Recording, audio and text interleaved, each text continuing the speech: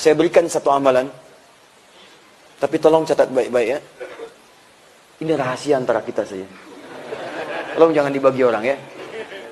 Mulai hari ini, cepat kerjakan amalan ini. Karena amalan ini satu-satunya amalan yang disebutkan dalam Al-Quran bisa merubah kondisi seseorang, bahkan lingkungan di sekitarnya menjadi lebih baik. Ini yang bisa merubah umat jahiliyah menjadi khair ummah. Amalan itu tiada lain adalah amalan mencintai Al-Quran. Mulai sekarang ya cintai Al-Quran. Ada 3 amalan yang bisa dilakukan untuk mencintai Al-Quran. 1, amalan pertama mulai rajin membaca. Supaya kita kenal dengan Al-Quran. Ayo, dapatkan. Kedua, mulai mengkaji isi Al-Quran. Jangan-jangan selama ini kita baca tapi tak paham artinya. Ketiga, mulai dengan mengamalkan isi Al-Quran dan menjadi manusia Quran berjalan. Hafalkan dengan tujuan bukan sekedar hafal 30 juz. Tapi Al-Quran itu jadi bimbingan dalam hidup. Saya ingin kasih gambaran sederhana kepada Anda gini. Ikhlas itu apa? Ikhlas itu apa? Mengerjakan semua karena Allah. Baik. Kalau saya sholat, kerjakan karena Allah. Baik ya? Saya infak, kerjakan karena Allah. Sekarang kalau saya sholat dan infak, saya kerjakan untuk mendapat surga. Ikhlas gak? Hah? Ikhlas gak? Ikhlas. Kenapa? Karena Allah yang nyuruh. Ya, ikhlas itu kan karena Allah. Setiap perintah Allah saya kerjakan. Sekarang Allah nyuruh saya, Allah perintahkan saya, kamu kerjakan ini, saya siapkan surga. Kejar surga itu. Saya ngejar surga karena Allah yang perintahkan. Kalau Allah nggak perintahkan, nggak saya kerjakan.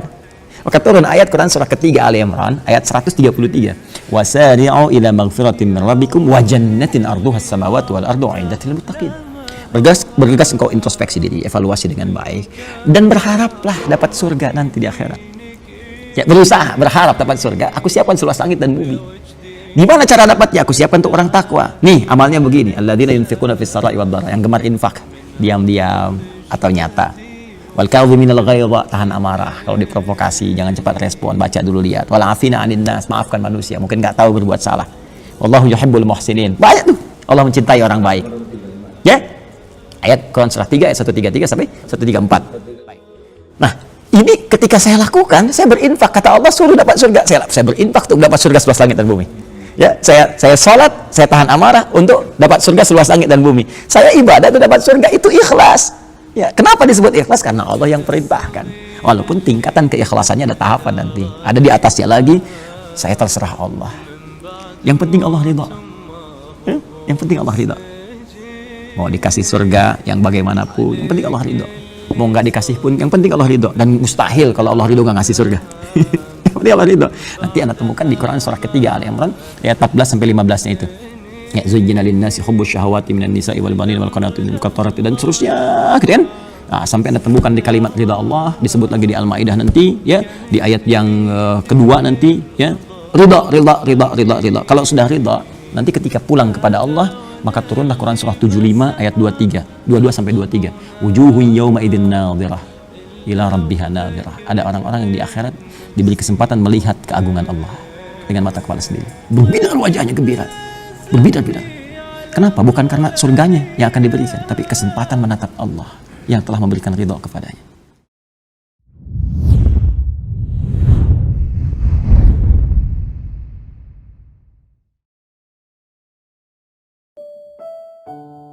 Saya sarankan kalau antum punya teman, ikhwan sekalian, sedang mabit misalnya atau tugas dinas keluar. Tiba-tiba tengah malam di hotel dia bangun sholat, itu teman terbaik Anda. Saya katakan pada Anda, tandai orang ini dan dekati dia saat di kantor. Bangun ukhuwah dengannya, persahabatan dengannya. Maka ketika Anda mendekati orang-orang yang dipuji oleh Allah, maka Anda pun akan kedapatan bagian dari pujiannya. Karena mustahil orang yang dijaga oleh Allah mengajak Anda pada maksiat, itu mustahil. Mustahil. Sama teman-teman yang masih di kampus, kalau malam-malam misalnya di asrama atau pulang, tiba-tiba ada orang-orang yang kelihatan sholat malam, dekati orang ini. Jadilah bagian dari sahabatnya. Dan dengan itu saya ajak, coba cek pasangan hidup Anda. Jangan-jangan selama ini Anda berdua belum mendapati sesuatu yang terbaik. Kalau ibu ingin suaminya dipuji oleh Allah Subhanahu wa Ta'ala, maka bangunkan malamnya supaya dia sholat. Kalau Anda, istri Anda ingin dipuji oleh Allah Subhanahu wa Ta'ala, bangunkan malamnya supaya dia sholat. Saya ingin kasih gambaran sederhana kepada Anda gini. Ikhlas itu apa? Ikhlas itu apa? Mengerjakan semua karena Allah. Baik. Kalau saya sholat, kerjakan karena Allah. Oke? Saya infak, kerjakan karena Allah. Sekarang kalau saya sholat dan infak, saya kerjakan untuk mendapat surga, ikhlas gak? Hah? Ikhlas gak? Ikhlas. Kenapa? Karena Allah yang nyuruh. Ya, ikhlas itu kan karena Allah. Setiap perintah Allah saya kerjakan. Sekarang Allah nyuruh saya, Allah perintahkan saya, kamu kerjakan ini, saya siapkan surga. Kejar surga itu, saya ngejar surga karena Allah yang perintahkan. Kalau Allah nggak perintahkan, nggak saya kerjakan. Maka turun ayat Quran surah ketiga Ali Imran ayat 133. Wasari'u ila maghfiratin min rabbikum wa jannatin arduhas samawati wal ardu 'iddatil muttaqin. Bergegas engkau introspeksi diri, evaluasi dengan baik, dan berharaplah dapat surga nanti di akhirat. Ya, berusaha, berharap dapat surga. Aku siapkan seluas langit dan bumi. Di mana cara dapatnya? Aku siapkan untuk orang takwa. Nih, amalnya begini. Alladzina yunfiquna fis sarai wad dharra, yang gemar infak, diam-diam atau nyata. Wal kadhiminal ghaidha, tahan amarah. Kalau diprovokasi, jangan cepat respon, baca dulu lihat. Wal afina 'anin nas, maafkan manusia, mungkin enggak tahu berbuat salah. Wallahu yuhibbul muhsinin. Banyak tuh. Allah mencintai orang baik. Ya? Ayat Quran surah 3 ayat 133 sampai 134. Nah, ini ketika saya lakukan, saya berinfak, kata Allah suruh dapat surga. Saya berinfak untuk dapat surga seluas langit dan bumi. Ya, saya sholat, saya tahan amarah untuk dapat surga seluas langit dan bumi. Saya ibadah untuk dapat surga, itu ikhlas. Ya, kenapa disebut ikhlas? Karena Allah yang perintahkan. Walaupun tingkatan keikhlasannya ada tahapan nanti. Ada di atasnya lagi, saya terserah Allah. Yang penting Allah ridha. Ya, yang penting Allah ridha. Mau dikasih surga yang bagaimanapun, yang penting Allah ridho. Mau nggak dikasih pun, yang penting Allah ridho. Dan mustahil kalau Allah ridho nggak ngasih surga. Yang penting Allah ridho. Nanti Anda temukan di Quran surah ketiga Ali Imran ayat 14 sampai 15-nya itu.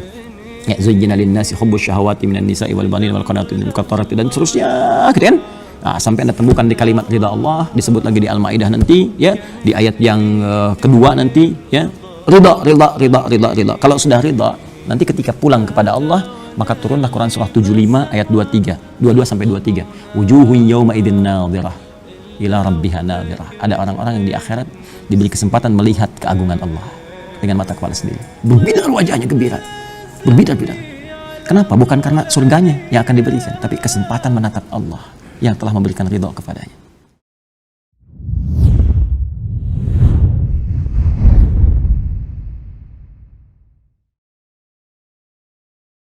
Kan orang yang sholat ketika mengucapkan kalimat itu di era kekinian, itu semua bacaannya tidak bersumber dalam jiwanya, cuman di lisan aja gitu. Coba tanyakan pada diri Anda ketika sholat, masuk nggak bacaan itu ke hati Anda? Dibaca nggak dengan sepenuh jiwa? Jangan-jangan cuman takbir Allahu Akbar tapi nggak nyampe ke jiwa. Beda kalau nyampe ke jiwa, Bu. Pak Abu Bakar tuh sampai gemetaran mengucapkan itu.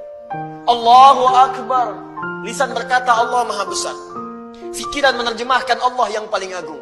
Hati mengatakan, ya Allah, aku mengucapkan Kau yang paling besar. Aku takut setiap hari mengucapkan Kau yang paling besar, tapi aku selalu merasa paling besar dibandingkan orang lain.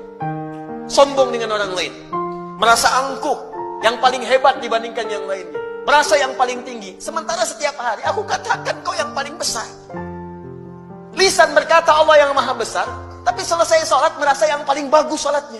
Maka ketika Rasulullah SAW mengajarkan tentang nilai kasih sayang dalam Islam, tidak hanya pada manusia, pada tumbuhan, pada hewan, maka seketika ketika mendengar kalimat itu, beliau meninggalkan majlisnya, ditemukanlah kemudian seekor anak kucing kecil di jalannya. Begitu menemukan anak kucing kecil liar, kehilangan induknya, mengeong-ngeong, saking ingin mempraktekkan nilai hadis itu diambil oleh beliau. Kemudian dibawa ke tempat beliau beristirahat. Setiap malam kedinginan, Masya Allah, diberikan tempatnya supaya dia mendapatkan kehangatan, diselimuti, lapar disuapi, persis seperti perlakuan ayah terhadap anaknya.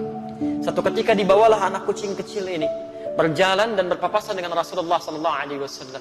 Ketika anak kucing ini keluar, lantas Nabi menyebutkan pada beliau, Anta Abu Hurairah. Anta Abu Hurairah. Kamu bapaknya anak kucing kecil. Kalau Anda ingin berbagi, siapa orang pertama di muka bumi yang layak Anda bagi? Kata Allah, tuh ibu Anda yang melahirkan Anda. Dia tidak pernah minta apapun bagi Anda. Perjuangannya luar biasa, wahnan ala wahnin. Berhadapan dengan kematian. Bahkan saat itu dia memohon yang terbaik bagi Anda. Terus setelah melihat Anda dewasa dan dia tidak pernah meminta, Anda tidak pernah paling dahsyat cuma di Al-Quran. Sekalipun ibu Anda beda dengan keyakinan dengan Anda, tetap doakan dia dapat hidayah dan jangan putus hubungan dengan dia. Kunjungi dia, kata Quran. Saya tanya pada Anda yang tiap hari sholat, tiap hari beribadah kepada Allah, berapa keseimbangan hidup yang sudah kita lakukan dalam kehidupan? Coba lihat. Anda yang sudah populer, Anda yang sudah merasa kaya, sampai nggak pernah kontak orang tua, sampai nggak pernah sebut namanya dalam sholat Anda, sampai nggak pernah menyebut namanya ketika Anda selesai dalam sholat, Anda siapa? Sampai nggak bisa bersikap adil dalam kehidupan, Anda siapa? Lihat kalimatnya di hadis Muslim nomor hadis 591. Begitu beliau selesai menunaikan salat, salam ke kanan dan ke kiri, zikir pertama yang dilakukan oleh beliau adalah istighfar 3 kali. Astaghfirullahaladzim, astaghfirullahaladzim, astaghfirullahaladzim. Dan menyambungkan Allahumma antas salam wa minkas salam tabarakta ya dzal jalali wal ikram. Selanjutnya di hadis Muslim nomor hadis 593, la ilaha illallah lahu la syarika lah, lahul mulku wa lahul hamdu wa huwa ala kulli syai'in qadir. Selanjutnya di hadis riwayat Muslim nomor hadis 597, Anda mulai bacakan subhanallah, subhanallah, subhanallah 33 kali, alhamdulillah, alhamdulillah, alhamdulillah 33 kali, Allahu akbar, Allahu akbar, Allahu akbar 33 kali. Selanjutnya Anda bisa bacakan ayat kursi, ya. Ayat kursi Al-Baqarah 255, posisi paling kiri di pertengahan. Allahu la ilaha illa huwal hayyul qayyum. Selanjutnya Anda bacakan surah Al-Ikhlas, ya, kemudian Al-Falaq, kemudian An-Nas. Setelah itu Anda berdoa kepada Allah Subhanahu wa taala. Orang-orang yang membuktikan keimanan dengan mempercepat dan mempertegas amal solehnya, itu langsung diberikan kabar gembira sebelum wafatnya. Dan dia tidak harus dalam suasana tegang, bahkan ketika mendengar bacaan-bacaan yang imam tadi kemudian membacakannya. Ada haru yang luar biasa, tapi ada kebahagiaan untuk menantikan janji Allah dengan peristiwa yang dimaksudkan. Perhatikan kalimatnya, wabashshiril ladzina amanu, dan berikan kabar gembira pada orang-orang yang telah beriman. Jadi dia belum meninggal, sudah dikasih kabar gembira. Wabashshiril ladzina amanu, berikan kabar gembira pada orang-orang yang telah beriman. Bagaimana kabar gembira itu bisa diraih? Wa amilus salihat, yang dia membuktikan keimanannya dengan memperbanyak amal saleh. Ingat, amilus salihat, dia perbanyak. Salat dia perbanyak, fardu tambah dengan sunnah, puasa dia perbanyak, fardu tambah dengan sunnah, baca Quran dia perbanyak, menghafal Quran dia maksimalkan. Begitu diperbanyak, kata Allah, saya berikan kabar gembira pada orang-orang itu. Annalahum jannatin tajri min tahtihal anhar. Saya sudah siapkan untuk mereka surga yang paling indah, yang mereka tidak pernah dapati dalam kehidupan di bumi. Kata Nabi, mala ainun ra'at wala udhunun sami'at wala khatara ala qalbi bashar. Tidak pernah terlihat di bumi, tidak pernah terdengar kisahnya, dan tidak seperti yang Anda imajinasikan.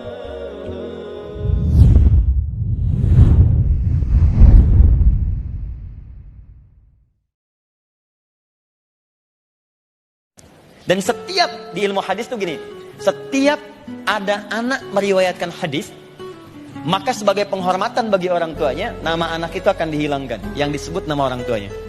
Abdullah, anak laki-lakinya Abbas, anak laki-laki Ibnun, disingkat jadi bin.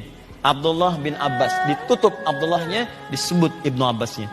Ini pesan di ilmu hadis, kalau ada orang tua berbuat baik untuk anaknya, maka semua kebaikan anak akan terlimpah pahalanya pada orang tua tanpa dikurangi sedikit pun. Boleh saya titip pesan ya? Kalau Allah anugerahkan titipan anak, demi Allah saya katakan, kalau mau ngajarin ngaji, tolong Al-Fatihahnya Anda sendiri yang ngajarkan. Walaupun cuma Bismillahirrahmanirrahim, tolong ajarkan. Karena itu akan ia bawa seumur hidupnya, dan 17 kali dia akan bacakan dalam hidupnya. Maka jangan berikan pahalanya untuk orang lain. Ajarkan di lisan Anda, begitu dia bisa mengucapkannya, maka semua hidupnya mengalir pahala untuk Anda. Seorang tuan kan wajar minta dibuatkan kopi, cucikan piring dan sebagainya misal ya. Ini tidak pernah mengalir dari lisan Nabi, saking mulianya manusia ini. Hanya mengatakan apa yang bisa saya bantu, katanya. Masya Allah. Karena Nabi itu makan, Masya Allah, tempatnya dicuci sendiri. Kalau kita piringnya cuci sendiri, ya. Ada sendalnya copot, kemudian beliau sambungkan sendiri. Bajunya robek, kemudian dijahit sendiri. Ya. Orang yang dijamin masuk surga, bebas dari kesalahan. Hisabnya tidak ada hisab bagi beliau. Langsung surganya nunggu nama Muhammad. Tidak akan dibuka itu pintu surga kecuali Muhammad masuk duluan. Man ant, kata penghuni, kata penjaga surga. Muhammad, kata Rasulullah. Kata penghuni, kata penjaga surga ini, aku diperintahkan untuk tidak membuka pintu surga kecuali engkau masuk duluan. Dan Muhammad ini tidak akan pernah masuk surga kecuali menunggu umatnya semuanya. Tidak masuk surga kecuali menunggu umatnya kumpul. Ditunggu itu kita ditunggu Rasulullah. Sampai semua terkumpul baru dibimbing oleh beliau masuk surga. Muhammad sallallahu alaihi wasallam.